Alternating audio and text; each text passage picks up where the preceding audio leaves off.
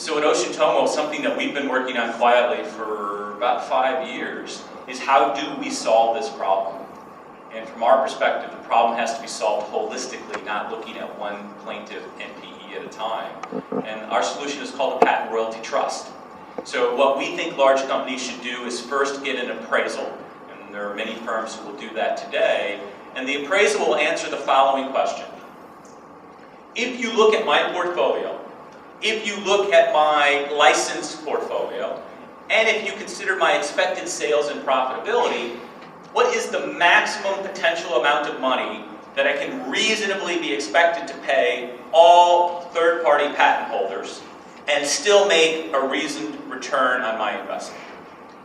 And if you ask that question, the accountants or the economists will come back to you and say, given all those things, we think you could pay an extra 2%.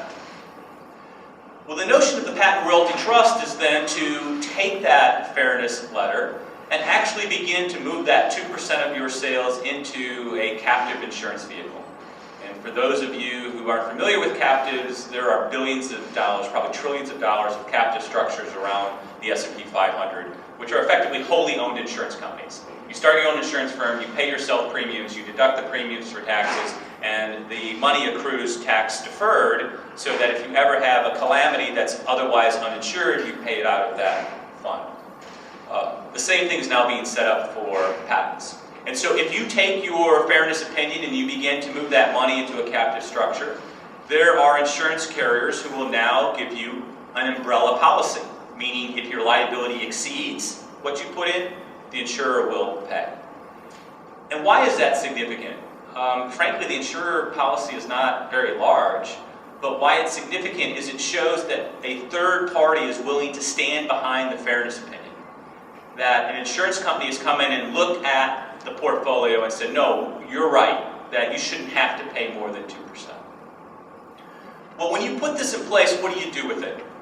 First, we believe that it solves that problem of the shareholder fiduciary duty related to risk. And let's just take a quick sidetrack on that. I sit on a number of corporate boards and I'm asked to be a visitor at many more. And I have a relatively immature set of questions that I ask by admission. I'll start by explaining I'm concerned about the notebook computers. And undoubtedly someone will get up, leave the room, and they'll return after the next break and they'll say, Mr. Malachowski, here is our asset ledger where we can show you the serial number of every notebook computer that we own, the employee to which it's assigned, and the combination of the lock that chains it to their desk. And I feel much better. And I say, well, that's great. You know, I'm also concerned about the patents and the trade secrets. And what I'd like to see is the list that shows us which patents we use, not which ones we have. I get that on Google. And then I'd like to see the list of the trade secrets. And it's not there, right? And the point of the exercise is to show, if you're going through all this work to keep an asset ledger for things like notebook computers, don't you think you ought to have a list of the patents that you use and the trade secrets that you own? And even if you're not so sure that's necessary, you're not thinking about the shareholder litigation. Because I can show you cases where shareholders are saying, yes, you do have that responsibility. Because if you don't, you can't be properly managing your IP. There was a case last summer where a small firm, public company, was sued for patent infringement. And there was an approximate $12 million judgment. Okay, not big news, right? Well, after the judgment, the shareholders came in and sued the officers and directors for undermanaging their IP risk. The settlement of the shareholder case was $14 million, more than the patent infringement damages, because the stock dropped when the patent case was identified.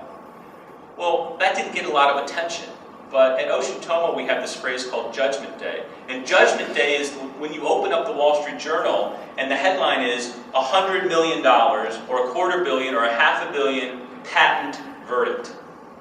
But it's not an infringement verdict. It's a shareholder verdict. And we will have verdicts of that size. And when we do, it will change, because now all of a sudden the officers and the independent directors especially will wake up and say, are we at risk for this? Because if it's a $500 million verdict, it's possible that that exceeds any insurance we have, and it exceeds our ability to pay. And as a fiduciary independent director, that responsibility may now fall to me. and I may lose my house. So I need to understand how we're managing those risks.